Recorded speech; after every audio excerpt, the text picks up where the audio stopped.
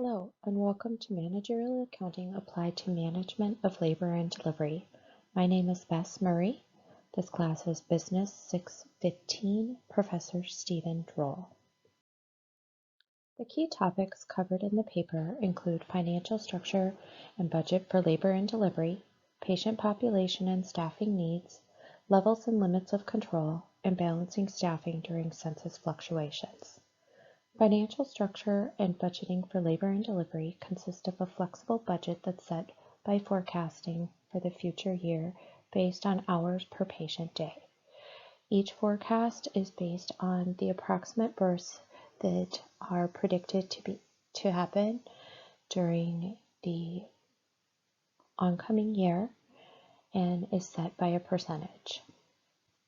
Hours per patient day then are recorded daily in a grid that's measured by the charge nurses who are responsible for setting the staffing standards based on the number of patients in the department at the time. The patient population served and staffing needs are set by the A1 Association of Women's Health, Obstetrics, and Neonatal Nurses organization. Standards for staffing by A1 includes 17 variations based on intrapartum patients or those who are in active labor, and 5 different standards based on antepartum patients or those patients who are pregnant and staying within the hospital to receive additional care. We summarize these down to basic principles of having one-to-one nursing care for patients who are in active labor requiring an epidural, or patients who have a high acuity based on a healthcare need. Patients who are there for an induction, whether it be medical or elective, can be staffed 2-to-1, 2 patients to 1 nurse. Triage can be staffed anywhere from 3-to-1 to 1-to-1 based on the patient acuity, as well as the antepartum department as well. Levels and limits of control. The budget is set by the CEO of the organization and the financial analyst's input. Management is then responsible to follow through with what the budget standards are that are set. The highest level of revenue that's paid or of cost to the department is wages paid to staff. The PCFs or charge nurse are responsible for the decisions made in the moment of the staffing based on the census of the department. This means that they are responsible to determine how many nurses are needed for each shift and keep that amount of nurses to cover the patients.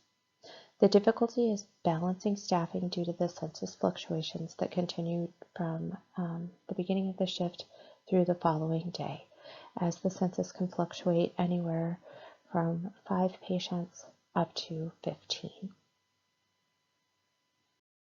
The major concepts covered in the paper consist of budget standards, staffing requirements, and quality of care. The budget standard, as mentioned before, is set by hours per patient day. This is not an accurate measurement for the work that is done in the department, as the majority of the patients do not stay in the department for 24 hours. Once delivery and recovery have concluded, after 2 hours once the infant is born, the patient and infant will transfer over to the postpartum department. The budget then is set for patients who remain in the department at the midnight mark.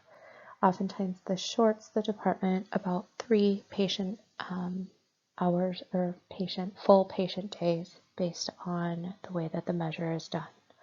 Staffing requirements were mentioned before and can fluctuate anywhere from a 3-to-1 assignment to a 1-to-1 assignment depending on the acuity of the patient.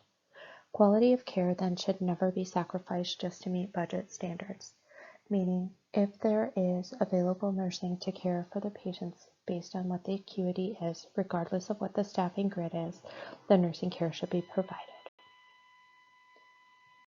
As mentioned before, the most difficult thing is appropriate staffing in a continuously changing department. The patient acuity can fluctuate from mild acuity to moderate acuity to severe in a matter of moments.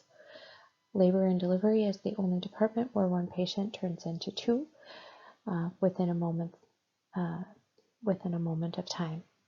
Patient acuity can It has to be accurately measured by the nurses providing care. Therefore, the one-to-one nursing is required once the patient reaches the level of active labor or has an epidural.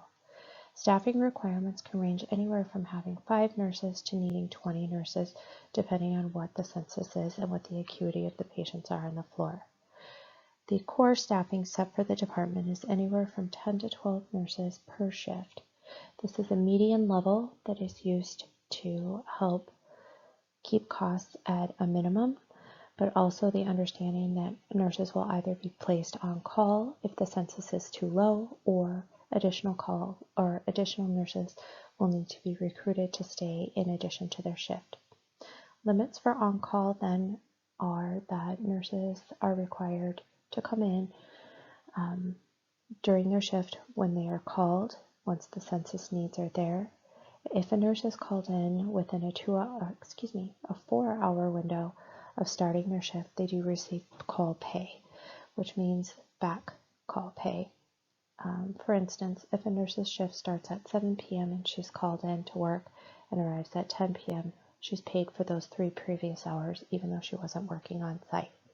This is a large cost for the department, and therefore oftentimes nurses are just kept in the department and allowed to work by doing smaller tasks and not patient care, with the assumption that patients will arrive for them to care for. Nursing perceptions then are also something that needs to be balanced with the appropriate staffing of continuously changing department. This means that nursing often perceives that they need more nursing care than what is truly required to manage the department at the time. Lastly, we'll cover the ethical reasoning for making sure that there's adequate staffing to care for the patients in the labor and delivery department. The mission, vision, and values of Maple Grove Hospitals supports a caring, loving, warm environment where families can grow and nurture in a safe care. The vision states together healthcare the way that it ought to be, meaning that it should be focused on the patient and healthcare. The values of Maple Grove Hospital stress unmatched customer service. In order to meet that goal, there needs to be nursing staff available to care for the patients that arrive. Nursing ethics require nurses to care for the acuity of the patients and not to judge them, but to be readily available and to use critical thinking skills to problem solve for any situations that may arise. The difficulty is balancing the quality of care and the cost-effective budget-friendly staffing. As mentioned previously, it would be easy to have a core of nurses that are 20 nurses just readily available to take patients whenever available. This would provide quality care in all situations, but would not be cost-effective or budget-friendly. Oftentimes there are ill calls, and so there's a management of the staff that needs to happen in covering that. Staffing is incredibly costly for the nursing department because salaries range anywhere from $33 an hour to $55 an hour. This does not include staffing differentials as far as working evening or night shifts, incentives that are paid, as well as PTO that's paid out for nursing staff who are not working. This can become costly in a matter of moments depending on what the census is and how it flexes up. Thank you for listening to my presentation. If there are any questions, please feel free to ask. I appreciate your time.